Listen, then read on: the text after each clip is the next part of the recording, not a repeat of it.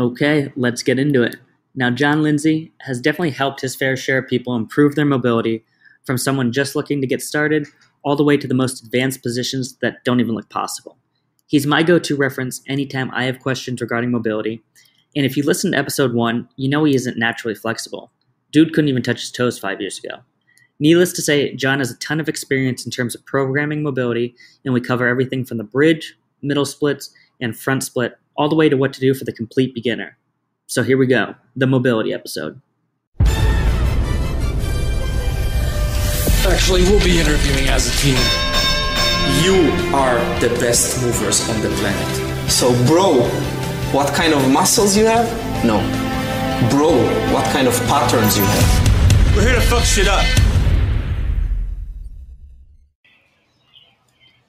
All right, we're back. The Movement Athlete, episode 3. We're going to be talking about mobility. I'm here with John Lindsey. And I'm, of course, Dr. Wes Hendricks. Do we even want to call it, is it mobility, flexibility? What Definitely mobility. I like to decipher between the two, for sure. So I don't like the term flexibility. What about, do you ever tell people you're just stretching? I'm just doing some stretches over here. It would depend in the person I'm talking to's clear level of interest in what I'm doing. If it's just clearly going to be a quick comment, I'll say, yeah, I'm just stretching. If they're clearly interested, I might dive a little deeper and discuss what mobility training is to me.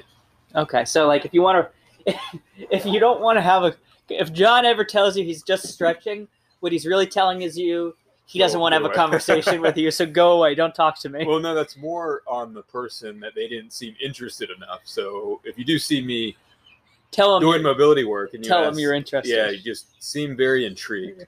And then he'll tell you it's mobility work. That'll and that's get you in the door. That's how you know you're in. Yeah. What drew you to mobility work? Because we talked about this on your interview episode, that you clearly are drawn to it more. What is it about it? So yeah, I mentioned on that first episode that when I was like playing high school soccer, and other sports too, like when you do the warm up and you'd like try to touch your toes, do all those bullshit stretches, I was so tight, like felt like everything was piano wire in my body. And I had tried during college and undergrad multiple stretches to like, all right, I'm stretching before I work out, like, and none of it amounted to anything. Like, it never made any progress whatsoever. And then finally, when I started, and it was because of Kelly Starrett's mobility WOD, that I was like, okay, I'm going to start committing time to doing a mobility session. And they were like 25, 30 minutes, maybe 4 or 5 days a week, but I was actually seeing progress. And I was like, holy shit, like, this is cool. I've tried for years and years, casually, but tried for years and years to make progress with no real progress being made. So I think once I finally, all that failure, finally making progress, I was like, okay, this is awesome. And it's still intrigues me to just kind of tack away at whatever I'm working on.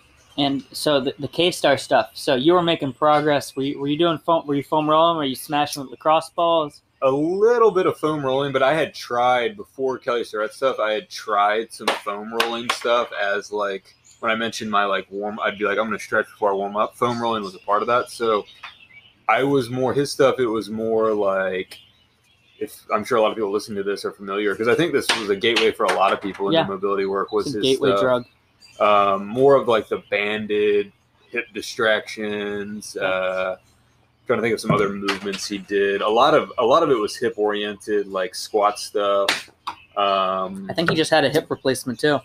Oh, did he really? Wow. Yeah. So I don't know what that says about it. Fully distracted.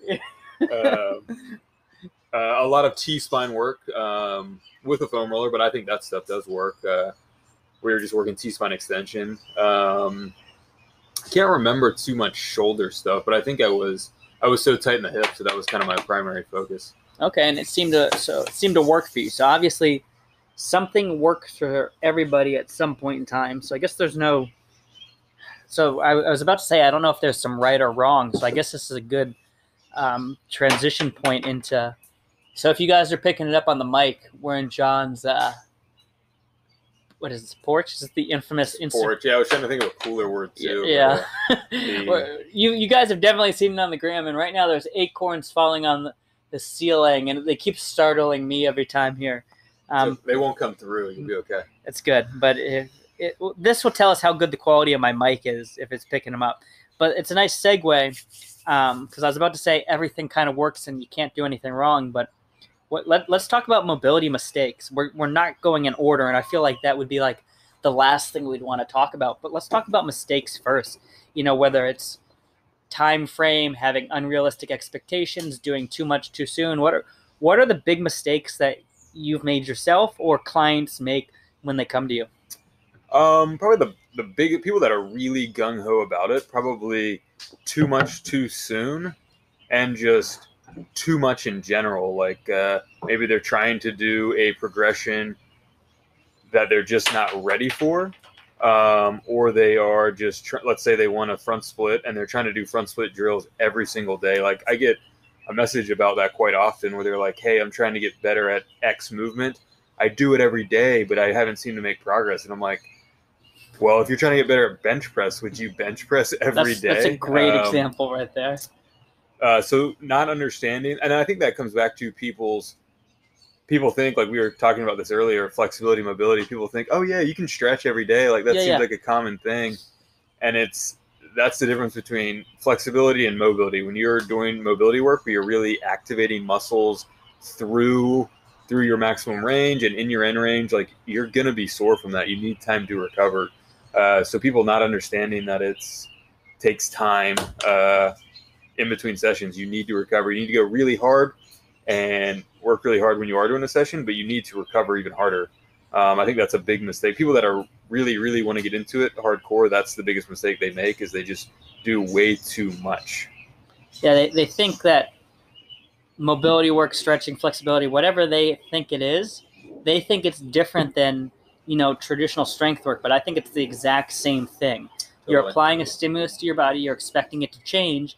The only way it's going to change if it has time to recover. Like this morning before I hopped in the car to drive over here, I did middle split work.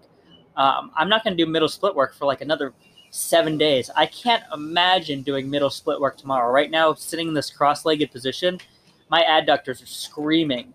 I can't imagine doing it again. Yeah, and you can probably answer this question. So just to get psyched up enough to work that hard tomorrow, you probably wouldn't be able to do. I did 3 sets of 30 seconds. That was it too. Wow. It was, and I'm done because I pushed my max depth, my active max depth, and especially with middle split work, we talk about this all the time.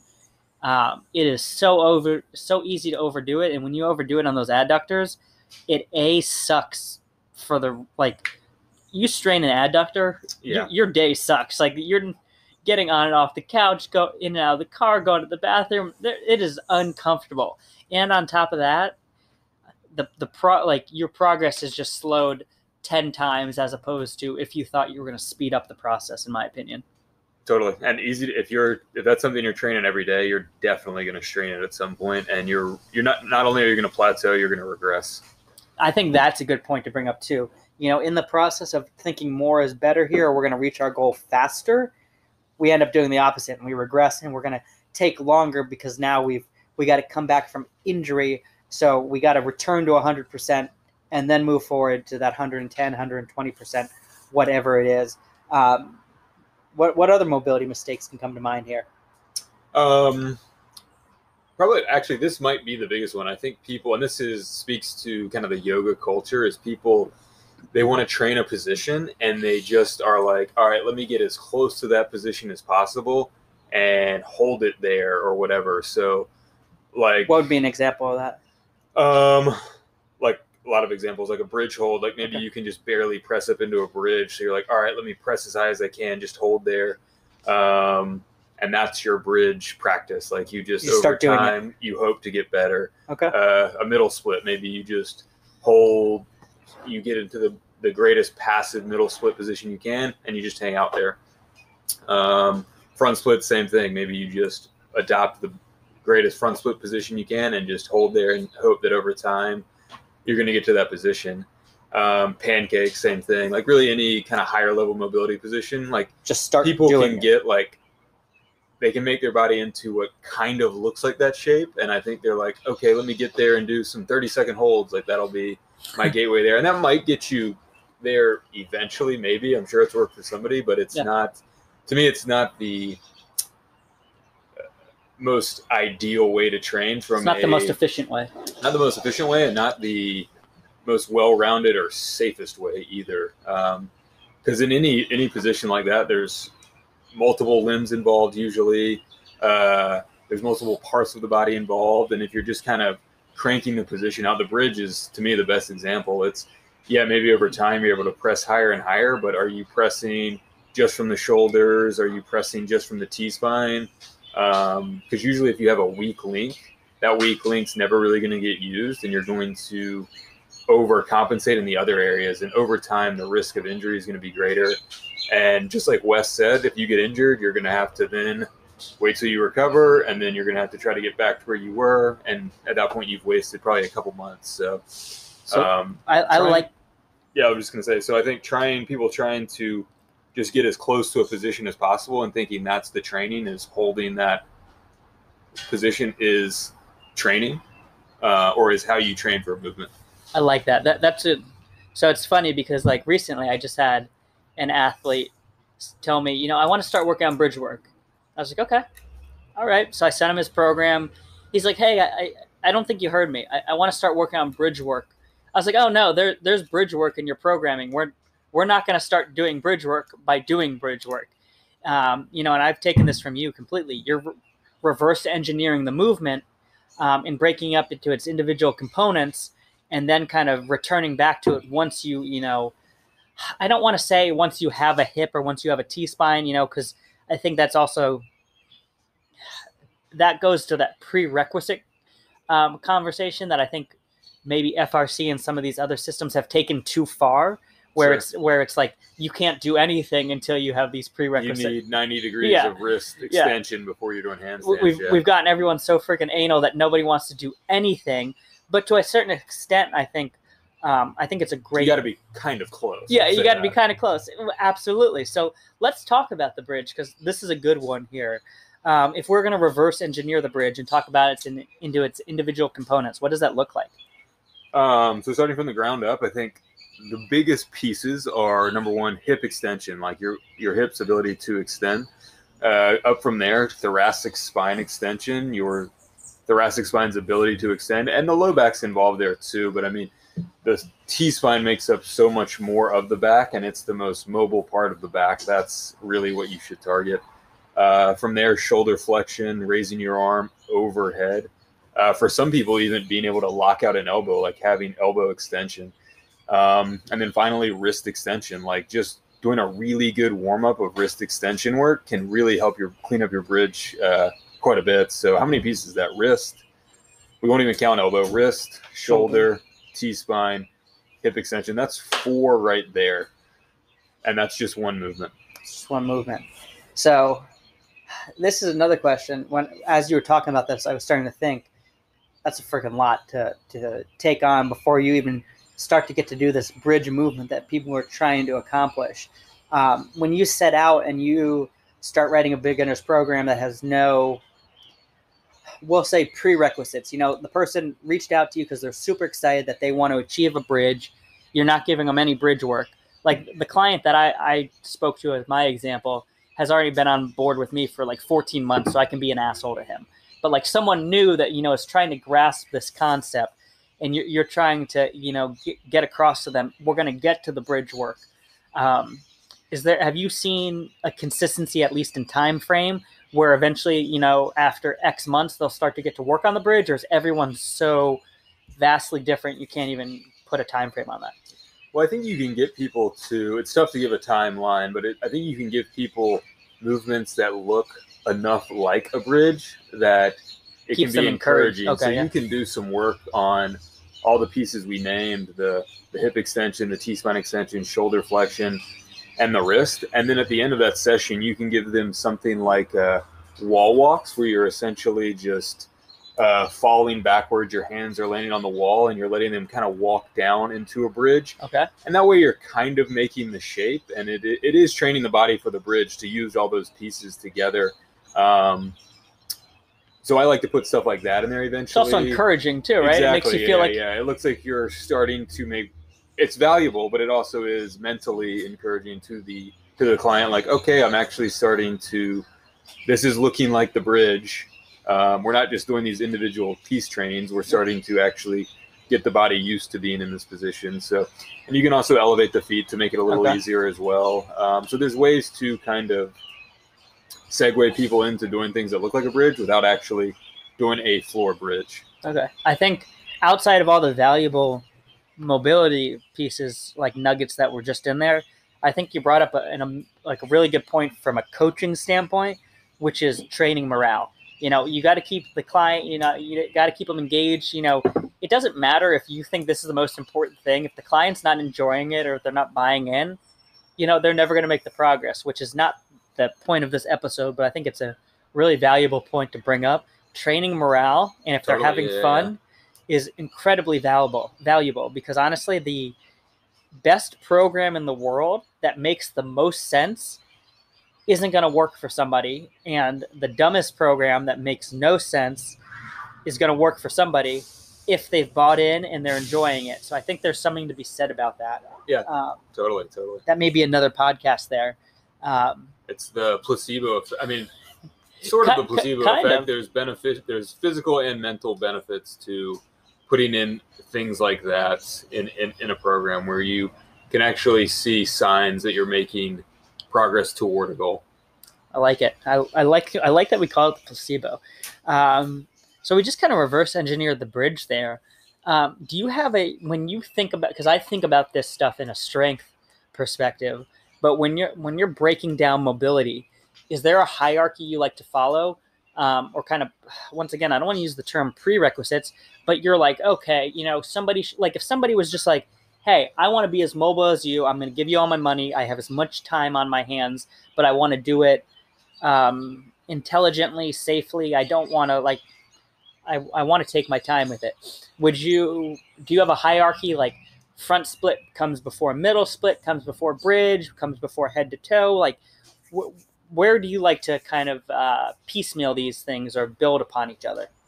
I don't think there's an order of what you should work on as far as like those things go. I just think it really depends on where the person's starting from. Like if you're someone like, and going back to our first episode and I think we touched on it in this episode too, where I started as someone who couldn't touch my toes, couldn't squat past parallel. Like if you're really, really stiff, you probably need some more, let's call it general hip movement drills rather than like some front split, middle split focus drills. Like you need to open up your hips, get them to rotate better, get the hamstrings just used to lengthening a little bit, get the hip flexors used to lengthening a little bit before you're really engrossing yourselves in very specific training for the front split, middle split, pancake, whatever the higher level stuff is.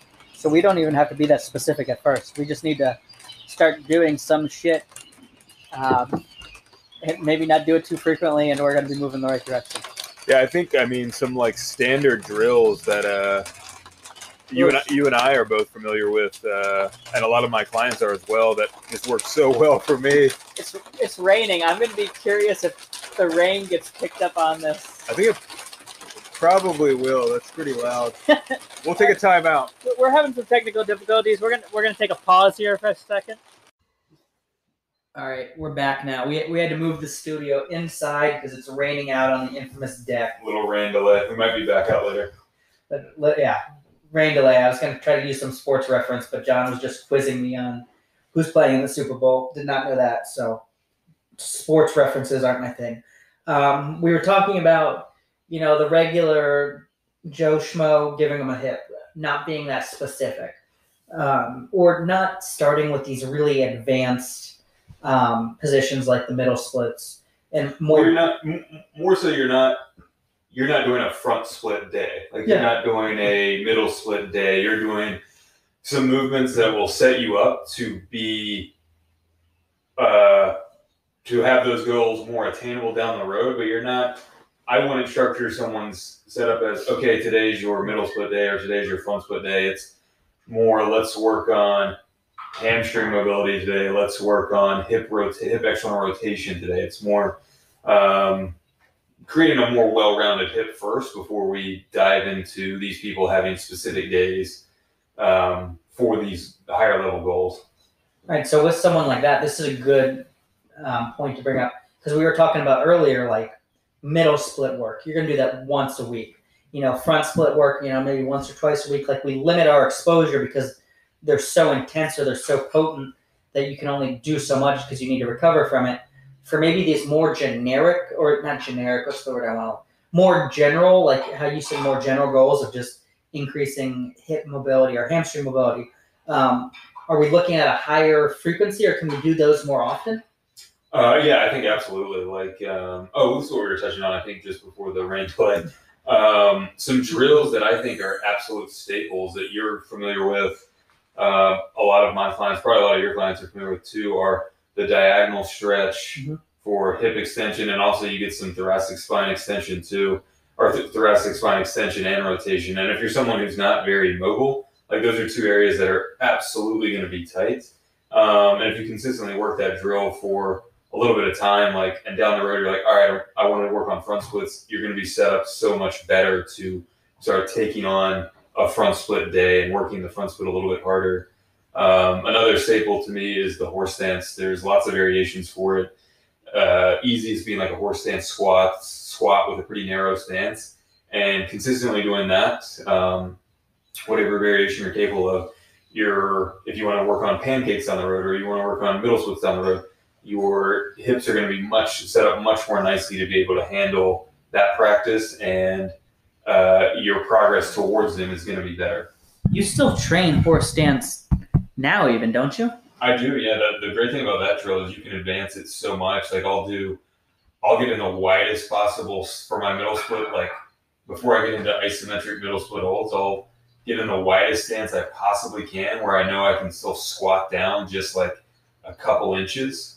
I'll call that a horse stance, and I'll do some squats, maybe some holds, maybe even some good mornings where I'm keeping a rigid spine and just bending forward. That's a great way to train the adductors. And so that horse stance is so scalable for anyone, from someone who's the Tin Man to someone who's very, very mobile. So very valuable drill for sure. All right. So it sounds like we're just, once again, peeling things back in layers here.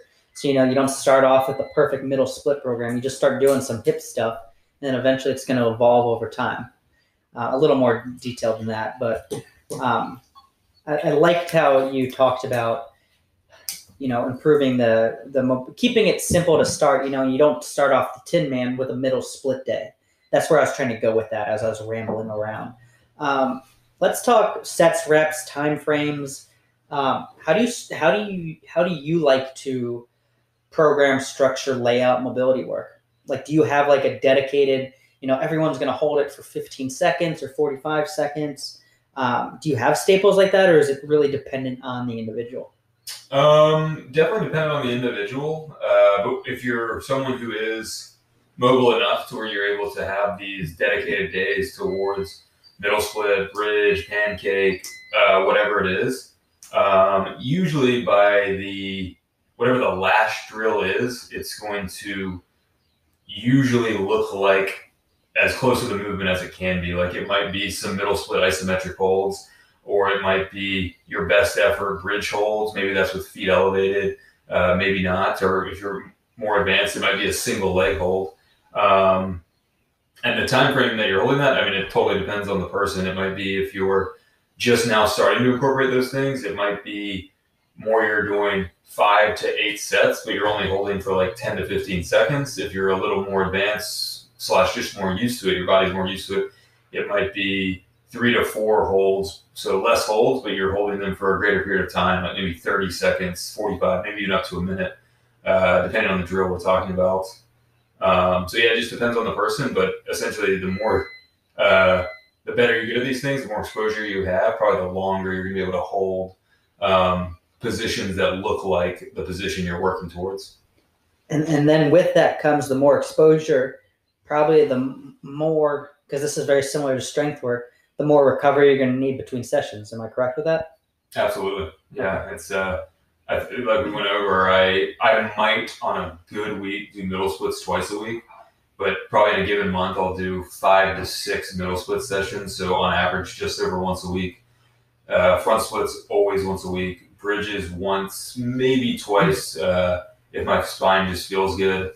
And dragon squats, which is in a kind of more of a strength movement, but a lot of mobility required. I work those once a week too. So a lot of hard work during the session, but a lot of hard recovery afterwards too. Okay, so I'm intrigued now with this. The middle split work. Let's take the middle split work as an example here. You're training that definitely once a week. I'm the same way. What would you say within that training session for middle split work? Is it 2 hours of middle split work? Is it 3 hours of middle split work? Are you doing 50 sets? Like, oh no. So right now, my middle split session right now is that horse stance variation that I described. Like, and there's no set protocol that I do. If I had a client, I would give them a set protocol, but I essentially get into the widest stance I can where I can still squat down, and I call it a horse stance. And I'll do various things. I'll either hold it there, do some good mornings, maybe squat repetitions, and I'll do that for 45 seconds to a minute, and I'll do that 3 times. And then I jump into some yoga block assisted holds where I'm placing yoga blocks either under my knees, under my calves, or maybe even up by my thighs. And I'm getting in the deepest split I can and holding there for 30 seconds. And I'll usually do anywhere from 5 to 8 sets, getting deeper and deeper with every one. And usually by the end of the session, I'm on the ground and just a full middle split for the last 2 or 3 holds.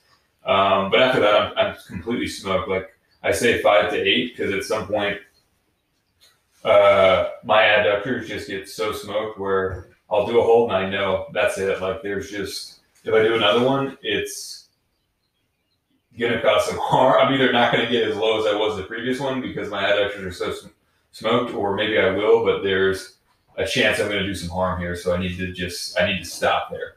So there's something that can be said about listening to your body. I know it's a little cliche and everyone's Totally. like, you got to push through the pain, but especially with how advanced you are. And it's the same thing when we're talking about one-arm chin-ups. You know, the risk to reward or the cost of doing business. Yes, these things are awesome, but you're pushing the level here. And like, if you do too much too soon, bad things are going to happen. I think, not to scare people, I think that's a great point to bring up, in that you brought that up, that you're aware of what's going on, and you kind of more or less check your ego at the door, and you understand that if I go deeper, this may not end well later, or I may not be doing a middle split session for another month. The other thing I found really interesting, and we can talk about this, you just listed 2 exercises. Your entire middle split training session is 2 exercises consisting of 8 to 11 sets. Because I know I've seen middle split programs out there that consist of, 50 exercise. 50 is a little dramatic. I'm being a little over the top there. But it include 10, 15 exercises, and you just talked about 2 exercises, but the results speak for itself. Do you think that's a misconception, that you have to be doing 1 million exercises to accomplish this goal? No, I think for a lot of my clients that are working towards middle splits, they're probably doing anywhere from 4 to 2 drills. Like okay. 4 would probably be the most. And at some point, you're just doing too much. Like I just said, I don't have a set number of holds I do, just because I listen to my body, and at some point I'm like, my adductors are shot. Like I can't get into this range anymore. I need to shut it down. And so if you're doing a 3-hour session with, like I've heard people that are doing just all these different techniques, and I just don't understand how your muscles have the ability to continue to respond in that end range over and over and over again. So, I think less is more, and just good quality sets of minimal drills is really beneficial. I'm still shocked that you are doing 2 exercises, because it makes me feel better actually about it. Because sometimes I think I get a little like, shit, I need to be doing more. I need to be doing more. Like, even I know I don't even need to be doing more, but sometimes I'm like, should I be training this twice a week or 3 times a week? And I don't want to say it's trusting the process, but I think you got to trust the process, and you got to people need to be more confident in their programming or in the results if they take their time. And each of those, the few sets that I do, each of those sets is it's a max essentially effort. max effort. Yeah. So make sure you're taking maybe 2, maybe 3 minutes in between those sets, and you're making sure the subtle alignment of your hips is where it needs to be. Everything needs to be on point each set, because if it's not, you're not getting as much out of it, and you probably wasted energy. But I will say I only do 2 drills. If someone's a little less advanced than me, they're probably breaking the movement down a little more, and they're like, let's say they're isolating the adductors by themselves. They're doing some sort of Taylor's pose technique where they're just working on adductor lengthening individually, and then some hip external rotation individually, and then maybe at the end of it, they're doing some sort of drill that looks closer to a middle split. So I'm at a point where I can just do those 2 drills, but if you're a little less experienced with it, you might be breaking down the movement, and with 2 or 3 drills, then your last drill might be isometric holds, it might be something like straddle ups, but it's something where you're putting that position together. Still, even for the beginner there, you mentioned for the entry level athlete, I'm going to use the word, 4 max, which I'm on board with. I agree with. I think less is more. And I think we were talking about that as a kind of a common mistake earlier. Let's pivot here a little. Let's talk about, let's give the people what they want, because everyone's always asking, how do I get started? How do I get started? And we kind of talked about that a little with general mobility. Let's give someone a hip with some 90-90 or some cars. What would that look like in terms of reps, sets, frequency? Let's pick your top 4 favorite exercises. I threw like 9 things at you at once. Did you even remember all of those? I think if you're that tin man, you're someone who's just getting started, I think you can, and I have clients like this, and a lot of their routines look pretty similar, where it's every other day they're doing a hip routine, and it's something like 5 to 10 reps a side of hip cars that I really stress, hey, take this seriously, because that's a drill. It's super easy to half-ass, but it's not as valuable. If you take that drill super seriously, you're gonna get a lot out of it. So I always stress that. And then it's probably some combination of horse stance, building up to 3 or 4 sets of 30 to 60 seconds, diagonal stretch, some variation, whether it's kneeling, both knees slightly bent, 3 sets, 8 to 10 reps, holding the last rep for 10 seconds. And then some sort of good morning drill, whether if you're super stiff, it might be a double leg good morning. If you're a little bit better, we might advance to like a single leg. But those 4 are kind of like, I might do some shin box lifts in there too. But those 4 are kind of the standard thing I give a lot of people. And I've seen great results with it, not just from clients, but also myself. That was kind of some of the gold standard drills to me that were super key in getting things kind of moving in the lower body. And you've posted all these on your page at some point in time, right? Oh, many times, yeah. Okay, yeah. And there's so many of all those drills can be progressed. And it's funny, I had an in-person client who I train here in Savannah, but I also write his online programming, and he can now touch his toes. When we first started, he could not.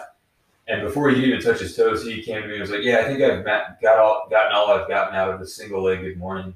And I'm like, there's no way, dude. So he came over to my house and we went over it. And that's a drill where, just like we were talking about the middle splits, those middle split isometric holds, you've got to give max effort every single rep. Like, you've got to pull into the maximum stretch every time. Long story short, he was not doing that. And when we went over that, he was like, okay, holy shit. Like, I wasn't doing this right. So those drills are all great, but you've got to have the intention of doing them correctly every single rep and really making yourself work. Like, that's why I don't like the term stretching or flexibility, because I think people think like casual, leisurely, like warm up type stuff. It's real max effort work. So And even if you are someone who is the Tin Man, like, and if you really want to make progress, you've got to have that intention of working hard as shit every single rep if you want to make solid progress. So do you like to, I'm curious on this one, because actually on the car ride over, my girlfriend and I, we were having a conversation, and we're basically now having what am I looking for here? An unofficial race to see who can get front splits, middle splits first. And she's like, I'm almost there. And to her credit, she is there, but she's there. If she places her hand on the box, she can let her legs passively open up, and she's like probably 5 inches from the floor. She's almost there. But then I'm go, can you take your hands off that box and actively hold it? And she's like, no, that's not happening at all. Like, she's a foot higher from the floor if I have to make her actively hold it. So let's describe for people the difference between active and passive flexibility, and do you differentiate between the two? Well, passive flexibility is necessary in a position to have active flexibility. So you have to be passively flexible in a range of motion before you're going to be active there. So I definitely differentiate between the two. I always train for active flexibility, or just what I call mobility, where essentially your body knows how to stimulate muscles and how to basically, all the soft tissue and connective tissue that's involved in holding that position is engaged. So middle split isometric hold, I might not do a true isometric where just my feet are on the ground.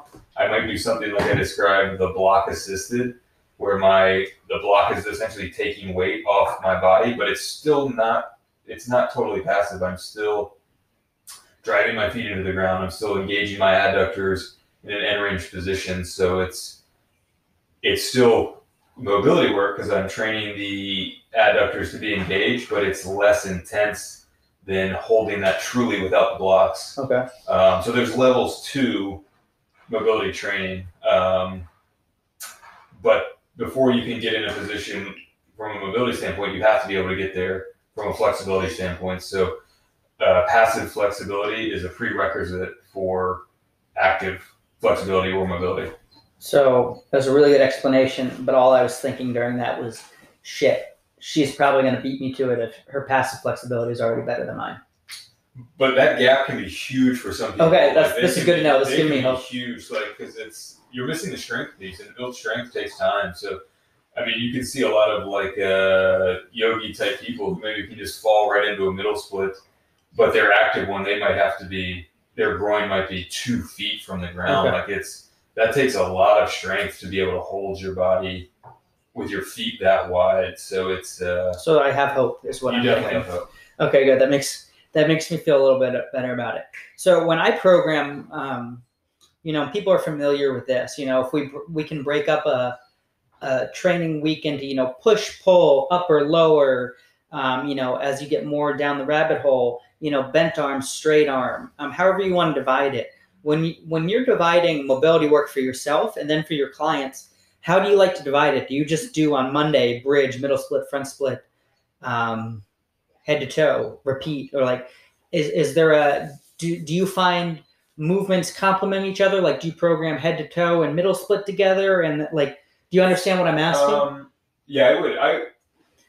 How do you like to split up the training week? What plays off of each other? What movements kind of work well together? So middle splits and pancake, I think if that's a goal for people, both of them are. Those can, I think, in my opinion, be trained on the same day. Front splits and anything forward fold, I think, can be trained on the same day.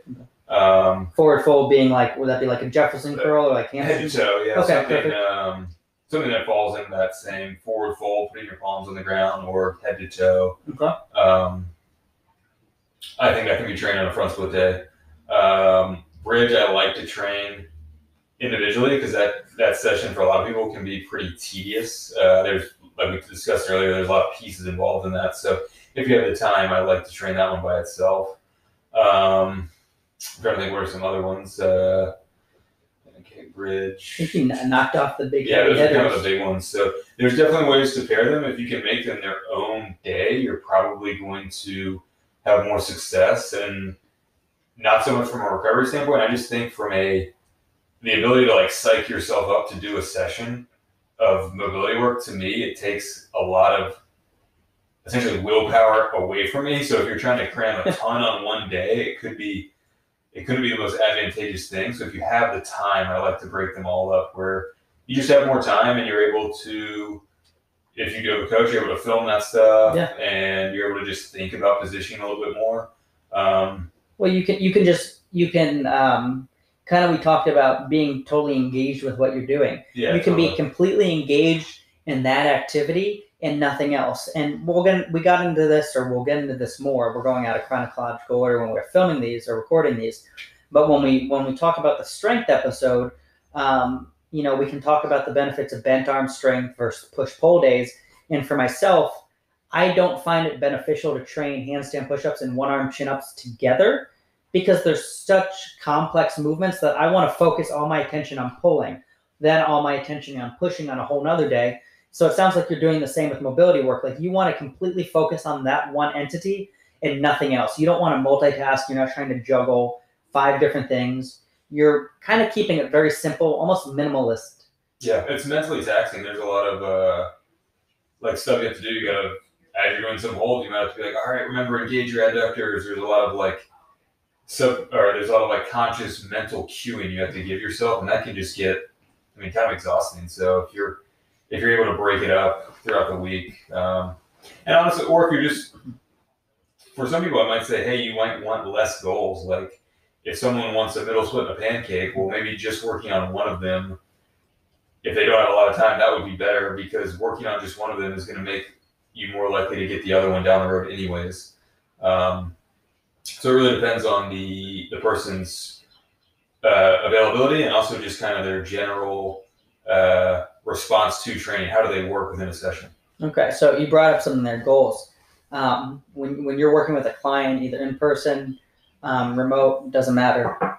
Goals. How many people? Because people, tell me I want a head to toe, I want an iron cross, I want to be able to backflip, all in 30 days, and there's 10 other goals there too. What's the sweet spot for your training and then for your clients? How many do you like to pick? I think no more than 4 is good. That's kind of what I've tried to do more myself, and it just it's too hard to focus on all of them unless that's all you do is you just are able to train all the time. But I think 4 and 3 is probably better for most people.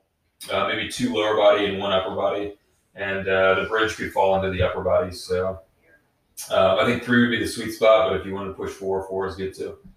Okay, I like that because that makes me feel better because that's what I'm telling people too. So I'm glad somebody else is saying the same thing. But yeah, I feel like we run into way too often. People just have too many goals. But I also like that you're saying you're kind of peeling back the layers and you've got, your pancake middle split. Let's just combine it. Let's give you one. You can focus on one as opposed to overwhelming your schedule with multiple ones. Yeah, like I haven't done a pancake session in probably well over a year, probably closer to 18 months. And I fool around with it randomly all the time, and I can still get chest to floor no problem. And it's from working on the middle split and like that horse stance drill I do as like my first drill within a middle split session is perfect for pancake training as well. So it's the skill or the position is still there just because I am working another skill that's similar enough. So I don't want to use the word free gains because somebody else has coined that. Yeah, it's Phil. It's maintaining the gains. Yeah, free maintenance. Yeah, maybe we'll get him on the podcast eventually. But I see where you're going with that one. It makes sense. Another thing that I get asked a lot too, and we get asked this a lot on our Instagram lives, and I'm curious for you in terms of mobility work. Where are you drawing your information from? Where are you getting your continuing education? Is it courses? Is it books? Is it other people's Instagram pages? Kind of where do you draw influence or inspiration on your mobility work? Right now. Yeah, because I know we talked to. Yeah, let's do right now. Let's do last year or so. The biggest breakthrough I've had the past over a year now, probably like past 15-ish months, was working with Joachim Hilderson, who I probably did 6 to 8 months of programming with him, and just his roadmap of how to train for stuff was really eye-opening to me. And I program for myself now, but it's definitely based on some of the stuff I learned from him. But that's probably definitely been the biggest influence over the past year and a half. Okay, I like that. So basically, you're learning by doing, more or less, kind of like a Totally, yeah. like not an internship, or like what would it be, like a I can't Sort of, yeah. It's it's I'd call it continuing education, but it's you're getting physical gains out of it as well. Yeah, so it's your continuing education. So for the most part, you've drawn most of your inspiration and you've learned the most through his work. For the past year and a half, yeah, Okay. absolutely. Outside of that year and a half, where else have you what else has helped you to connect the pieces? Functional range conditioning, which I still use, especially in clients programming that are early on in mobility work. That was a huge breakthrough. And then some of the drills Wes here introduced me to early on, like I had never heard of the diagonal stretch, single-legged morning variations, things like that were new to me. So those are probably the big three: functional range conditioning, Wes Hendricks, and Joachim Hilderson. I kind of feel I feel like I shouldn't be in that group of those other two. So I appreciate it. I'm not gonna downplay it there. We can edit that out. Yeah. I don't think we are smart enough to know how to edit things out of us. Just ignore that. We're not that high tech yet. So closing out here, what do you have? Because you're the mobility guy here. I wanted to talk to you about mobility because it's definitely your thing.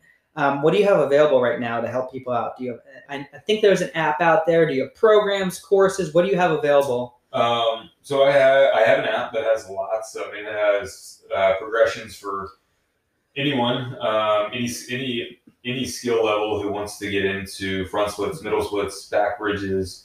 What else is on there? Pancake, pistol squats, a little bit of basic strength work, some general hip mobility, stuff like that. That's available on the app. I've also got some pre-made programs.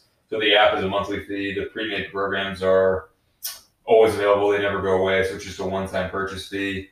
And there's some hip mobility, some shoulder mobility, Cossack squatting, pistol squats, and the back bridge. Okay. And then on top of that, if you want to take a deeper dive, I do personalized mobility training as well. So a couple options there. And just go to my Instagram page, link in bio. You know how that works. Got a lot available is what I got from there, but it's all really good stuff because I've definitely worked with him. Basically, I think most of my clients trust my remote programming when I include the mobility piece because they know I'm just taking it all from John. so like, I think I've told them a few times, like, I'm getting this straight from John. So they trust the source there. It's the placebo. Yeah, it's the placebo that we talked about. Even if it's not, just say that. I'm sure when we start wrapping up future podcasts, we'll end it with, be sure to give us a review on iTunes or one of these platforms. We're not there yet. We'll eventually be thanking our sponsors as well. We're not there. Keep the review thing in mind, though. Go ahead and write the review down so you can just copy and paste it. Yeah, I like it. Write that. Becomes available. But yeah, outside of that, I appreciate you taking the time to talk mobility. And thanks for listening, guys.